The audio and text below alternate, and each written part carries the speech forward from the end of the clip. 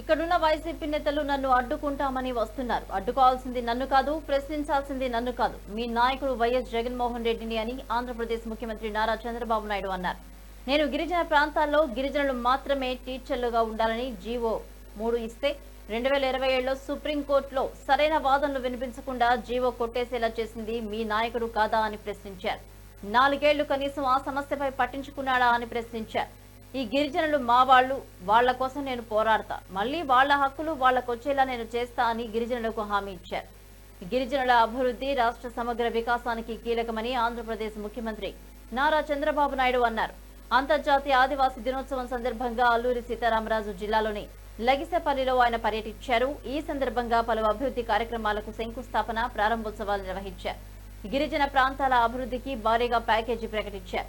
Agency సమగ్ర అభివృద్ధికి, గిరిజనుల సంక్షేమానికి తమ ప్రభుత్వం కట్టుబడి ఉందని స్పష్టం చేశారు. ఇటు పాడేరులో జరిగిన సభలో ప్రసంగించిన ఆయన గిరిజనుల చిరకాల ఆకాంక్ష ఆయన ఉపాధ్యాయ ఉద్యోగాల్లో 100% రిజర్వేషన్లు కల్పించే జీవో నెంబర్ 3ను పునరుద్ధరించే బాధ్యత తనదేనని ఉద్ఘాటించారు.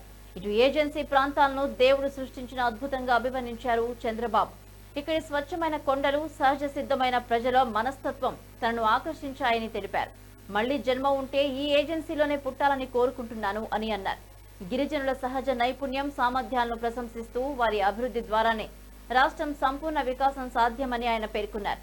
ఇటు మరి గిరిజన ప్రాంతాల అభివృద్ధికి మొదటి నుంచి ప్రాధాన్యత ఇచ్చిన నాయకుడిగా ఎన్టీఆర్ను గుర్తు చేస్తూ ఆ దిశగా తమ ప్రభుత్వం కృషి కొనసాగిస్తుందని చంద్రబాబు తెలిపారు.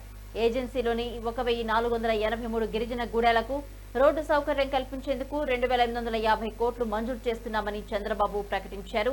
జలజీవన్ మిషన్ కింద ప్రతి ఇంటికి పరిశుభ్రమైన తాగునీరు అందిస్తామని, దీనికోసం 220 కోట్లతో పనులు చేపడుతున్నామని తెలిపారు. గిరిజన ప్రాంతాల్లో వైద్య సేవలు మెరుగుపరిచేందుకు 482 కోట్ల వ్యయంతో 5 మల్టీ స్పెషాలిటీ ఆసుపత్రులు ఏర్పాటు చేస్తున్నట్లు వెల్లడించారు. వీటితో పాటు పాడేరు, రంపచోడవరం, శ్రీశైలం ఐటీడీఏల పరిధిలోనూ ఆసుపత్రులు నిర్మిస్తామని హామీ ఇచ్చారు.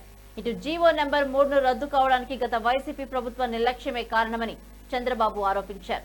తమ హయాంలో గిరిజన యువతకు న్యాయం చేసేందుకు రాజ్యాంగంలోని 5వ షెడ్యూల్ ఆధారంగా జీవో తెచ్చామని, కానీ గత ప్రభుత్వం కోర్టులో సరిగ్గా వాదనలు వినిపించలేకపోయిందని విమర్శించారు. న్యాయపరమైన అంశాలను పరిశీలించి సాధ్యమైనంత త్వరగా ఈ జీవోను పునరుద్ధరించి గిరిజనులకు న్యాయం చేస్తామని హామీ ఇచ్చారు. ఏజెన్సీ ఆర్థిక వ్యవస్థను బలోపేతం చేసేందుకు అరకు కాఫీకి ప్రపంచవ్యాప్తంగా బ్రాండింగ్ కల్పిస్తామని చంద్రబాబు తెలిపారు. కాఫీ, మిరియాలు, పసుపు వంటి ఆర్గానిక్ ఉత్పత్తులకు అంతర్జాతీయ మార్కెట్లో మంచి ధర లభించేలా చూస్తామన్నారు.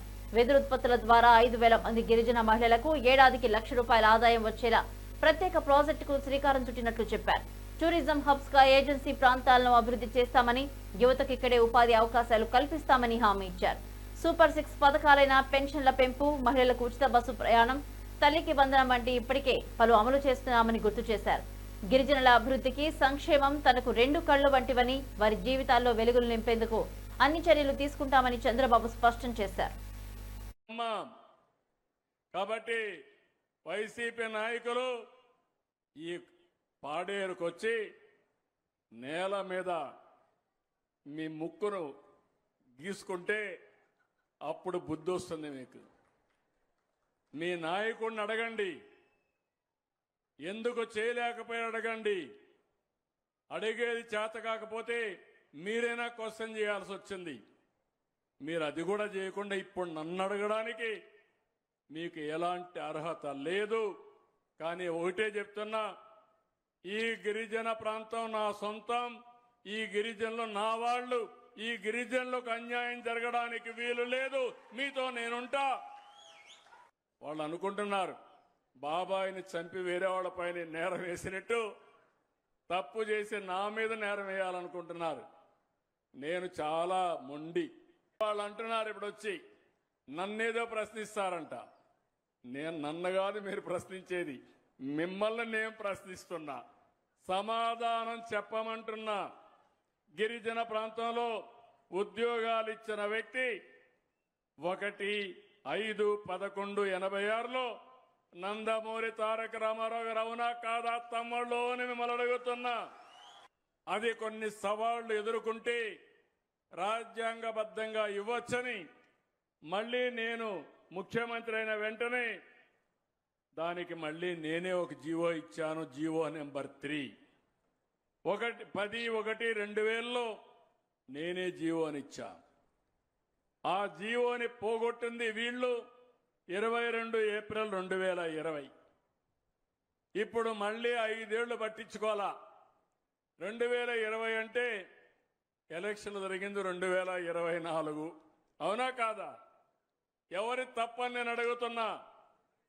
ఎవరి తప్పు? వైసీపీ తప్పు అయితే చేతులు పైకెత్తండి. ఏమమ్మా?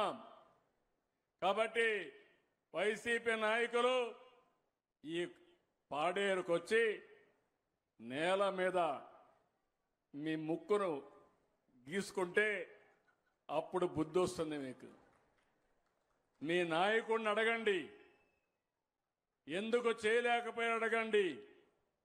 అడిగేది చేత కాకపోతే మీరైనా క్వశ్చన్ చేయాల్సి వచ్చింది. మీరు అది కూడా చేయకుండా ఇప్పుడు నన్ను అడగడానికి మీకు ఎలాంటి అర్హత లేదు.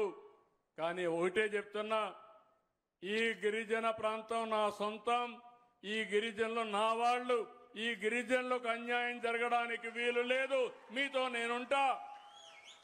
వాళ్ళు అనుకుంటున్నారు బాబాయిని చంపి వేరే వాళ్ళపైన నేరం వేసినట్టు తప్పు చేసి నా మీద నేరం వేయాలనుకుంటున్నారు.